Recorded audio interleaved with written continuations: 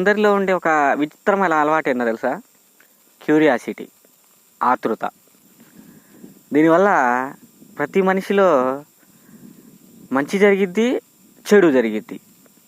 ఎలా అంటే, మనకి పెద్దలు ఏమైనా చెప్పారనుకోండి, చేయొద్దురా చేయొద్దురా, అక్కడికి వెళ్ళొద్దు అని చెప్పి మనసులో వెంటనే క్యూరియాసిటీ మొదలైద్ది.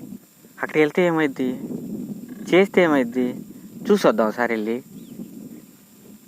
ఆతృత, ఏం జరిగిద్ది, నెక్స్ట్ ఏం జరిగిద్ది చూడాలి, తెలుసుకోవాలనే ఆతృత మనిషిలో ఎంత దారుణంగా ఉండిద్దంటే చంపేసిద్ది కూడా అతన్ని. ఆ విధంగా ఇప్పుడు మనకు భయపడుతున్న ప్రతి విషయం అదే.